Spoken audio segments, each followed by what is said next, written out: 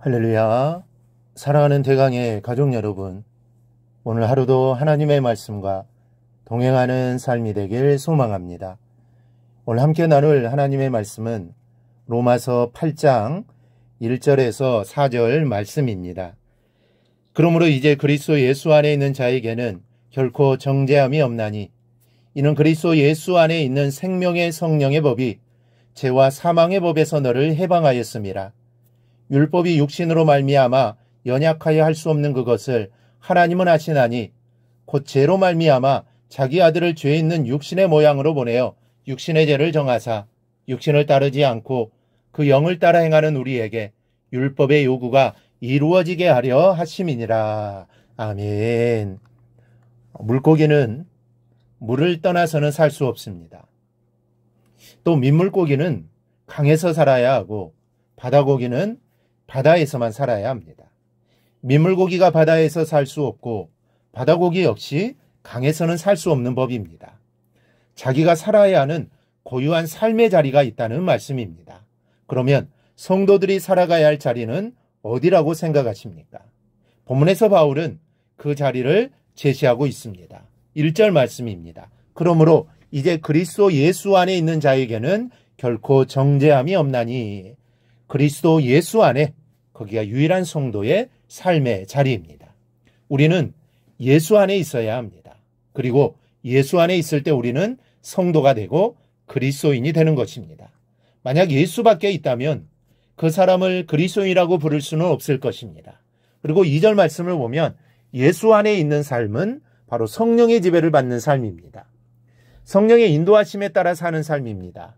내 삶의 주인이 내가 아니라 성령님이 되어야 합니다. 그래야 예수 안에 있는 것입니다. 그러면 예수 안에 사는 성도에게는 어떤 유익이 있습니까? 첫째는 정죄함이 없습니다. 정죄함이 없다는 것은 사망이 없다는 것입니다. 이 로마서 3장은 모든 사람이 죄인이라고 했고, 역시 로마서 6장은 죄의 삭은 사망이라고 했습니다. 그래서 아무 희망도 없고 소망이 끊긴 인간입니다. 죄로 인한 심판을 거쳐 사망에 이르는 것이 모든 인생의 결론이었습니다. 그런데 예수 안에 있으면서 성령의 지배를 받는 자들에게는 사망이 해당되지 않는다는 것입니다. 사망이 없다는 것이죠. 마치 출애굽 때 모든 애굽 땅에 있는 장자들과 처음 난 생축이 다 죽임을 당할 운명이었지만 양의 피를 문설주에 바른 집의 장자는 무사했던 것처럼 예수님의 보혈의 공로가 믿는 자로 죽음을 명쾌하는 것입니다. 그래서 1절에서 이렇게 말씀합니다. 그러므로 이제 그리스도 예수 안에 있는 자에게는 결코 정죄함이 없나니. 여러분, 예수와 예수에 대한 믿음이 면죄부입니다. 이 중세시대에는 돈을 주고 면죄부를 샀습니다. 또 어떤 이단은 자기 교단의 교주와 피가름이라는 것을 해야 구원을 받을 수 있다고 미혹합니다. 그러나 이런 방법들로는 사망에서 벗어날 수 없습니다. 왜냐하면 죄는 하나님께 대한 것이므로 당사자이신 하나님만이 사할 수 있고, 하나님이 예수 외에는 다른 구원의 길을 주지 않으셨기 때문에 오직 예수를 통해서만 구원을 받을 수 있는 것입니다. 여러분, 다른 길은 없습니다. 오직 예수님만이 길이요 진리요 생명이 되십니다. 그러니 그 주님을 믿음으로 바라보는 것만이 사망에서 벗어날 수 있는 유일한 길입니다. 우리 모두도 주님만을 바라보며 나아갈 수 있기를 바랍니다. 둘째, 율법의 요구를 이룰 수 있습니다. 본문 3, 4절은 이렇게 말씀합니다. 율법이 육신으로 말미암아 연약하여 할 수 없는 그것을 하나님은 하시나니 곧 죄로 말미암아 자기 아들을 죄 있는 육신의 모양으로 보내어 육신의 죄를 정하사 육신을 따르지 않고 그 영을 따라 행하는 우리에게 율법의 요구가 이루어지게 하려 하심이니라. 주님께서는 내가 온 것은 율법을 폐하려 함이 아니라 완전케 하시기 위해서 오셨다고 했습니다. 이 말씀대로 하나님의 아들이신 예수님이 이 세상에 오셔서 율법을 다 이루셨습니다. 인간 중에는 아무도 율법을 다 이룰 수 없지만 예수님은 다 이루셨습니다. 그분은 죄가 없으신 분이요 하나님이시기 때문입니다. 그런데 감사한 것은 이 예수를 영접하고 쫓는 자들을 하나님이 율법의 요구를 다 이룬 것으로 여겨주시겠다는 것입니다. 정죄하지 않고 구원해 주시겠다는 것이죠. 이것이 본문 3, 4절의 말씀에 담겨있는 하나님의 뜻입니다. 여러분, 세상의 모든 종교들이 행위를 중요시합니다.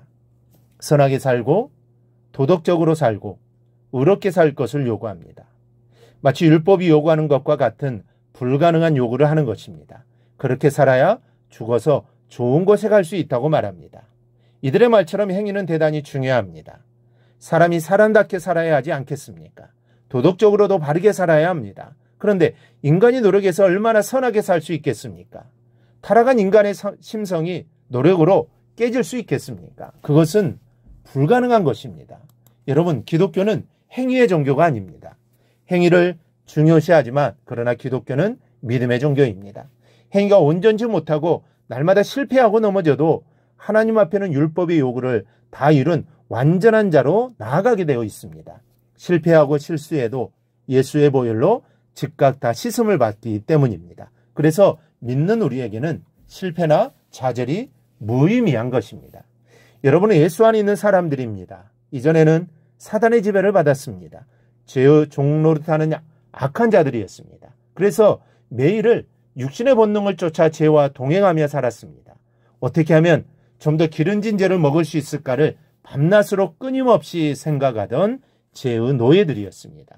그러나 지금은 예수 안에 있으면서 성령의 지배를 받는 사람들이라는 사실을 잊지 않기를 바랍니다. 우리는 하나님의 자녀입니다. 하나님이 독생자 아들의 핏값으로 산 사람들입니다. 그러니 얼마나 소중한 사람인지 모릅니다. 그러므로 우리 모두 이러한 자부심을 갖고 믿음으로 악을 이기고 날마다 예수를 쫓아서 성령을 쫓아서 살아가기를 바랍니다. 그리하여 늘 죄와 싸워 승리의 삶을 살아가기를 주님의 이름으로 축원합니다. 오늘 묵상한 말씀을 굳게 잡고 삶으로 실천하며 살아내는 대강의 모든 성도들이 되기를 축복합니다.